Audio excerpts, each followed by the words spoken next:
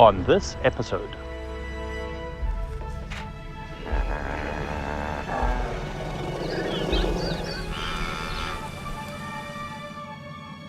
My name is Geoff Mays, born in Zimbabwe, 5th generation African. I now live in Kenya and somehow ended up with a camp in the Masai Mara. Join me to discover this amazing wilderness as I live my life full of adventure on camera just for your enjoyment. Some people like to ask, why is it called Amazing Africa? Not only is it amazing, but I am a maze in Africa. Don't forget to like, share, and subscribe.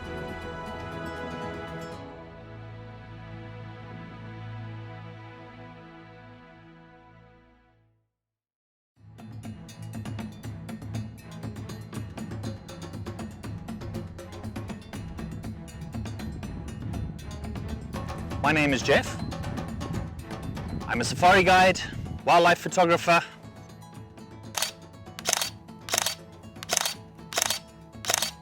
animal behaviorist, snake wrangler, sometime rally driver, a little bit of everything.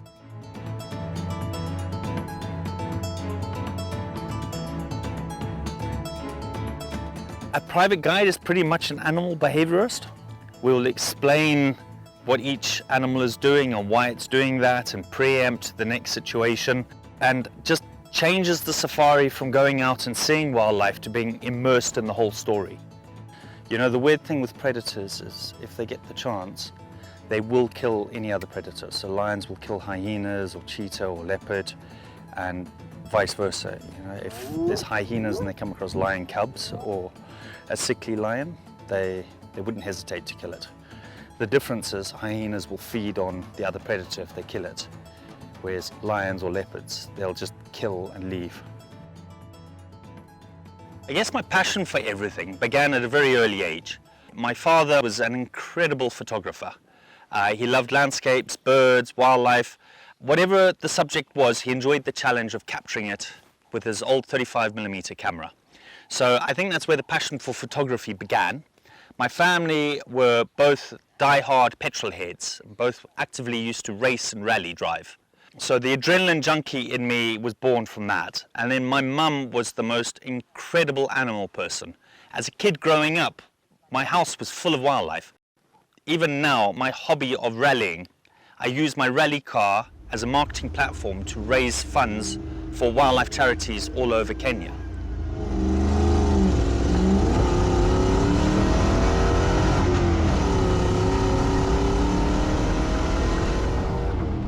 I've been able to mix my two pleasures there. I've been able to use my love of photography to capture amazing images that now are enticing guests to come out on safari with me. And none of that would have been able to be possible without that inherent love of the wilderness and of wild animals, and quite frankly, between you and I, the desire to do anything I could to avoid having an office job. Because it's not for me. It really is. I feel like a caged animal in an office. I've done it. I know I'm okay at it, but I'd just rather be out here. And they think this is quite funny.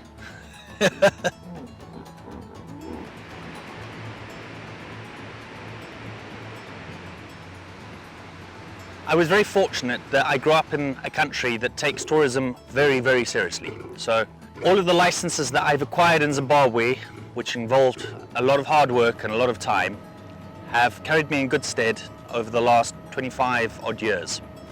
Saved my ass a few times, but more importantly, it's allowed me to get into position to allow my guests to witness and capture and be involved in the most incredible sightings. Finally. Who ordered the big bird with the long legs? Ken, was that you? Yep. Not only am I a fully qualified guide in Zimbabwe, but I am also able to guide in Zambia and in Tanzania and especially in Kenya. So I have an enormous amount of experience in these 4 countries, but even just through my tour operating business, we can offer safaris customized to suit an individual's needs and tastes through the whole of the East and Southern African sub-region. And when you come on a safari with me, you get all of this experience. You get my knowledge of different locations in Africa, and you get me. Handsome, witty, and above all, modest. As you can see, camp looking nice and green right now. Yeah, it's March. Hopefully the rains are coming, fingers crossed. But yeah, not a single cloud in the sky. Everything was going really well with my guiding career. I was very happy living in Naivasha, running a luxury safari camp there with my fiancée. And then 2020 happened. It was a tough and trying period. I'd been through many things before. I'd seen how 9/11 devastated tourism. I'd seen the negative impacts of global crises affecting our tourism, but never to the extent of COVID. And all of a sudden, everyone was worried. All jobs in tourism were in jeopardy. So when my staff and I got retrenched, we decided to take a short-term approach, a reasonably risky one, but calculated risk, because Christmas 2021, no one could travel. So we therefore had this captive audience here in Kenya, knowing that the Kenyans who would normally go to Europe or to America on their Christmas holidays were forced to stay in Kenya. So we decided to rent some equipment from a friend of ours and put it into the remote Tsavo ecosystem, which is between Nairobi and the coast of Kenya, and capitalize on all these people that would be traveling by road to go down to the coast for their holidays. And I have to say it was a brilliant plan. I have to pat myself on the back for that one. I have to thank my friend who lent me his camp equipment, Keith. He also took a huge risk. My staff took a huge risk. My fiancée took, an enormous risk in being able to support us on this financially, because we were using up her savings if mine were going to be depleted. And we had a fantastic 6 weeks. We learned a lot of new skills. My staff and I really bonded, and we found a new working passion with each other. Based on that, and buoyed by that success, we then decided to give it a go, migration season. With that in mind, we decided to come and have a look in the Mara and find a nice location that would work for a few months. For me, a nice location wasn't an average location.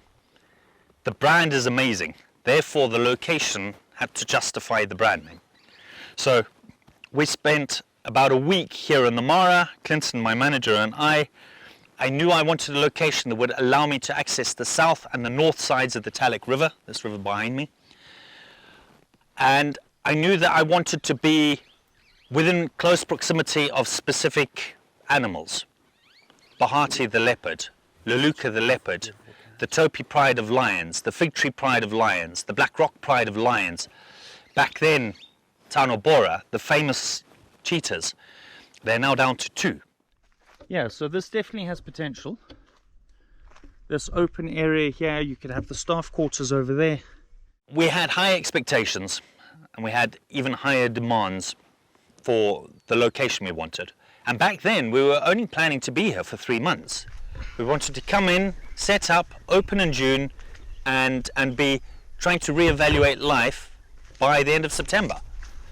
And we were very fortunate that the very first location we found is the location we're at now, which was truly amazing.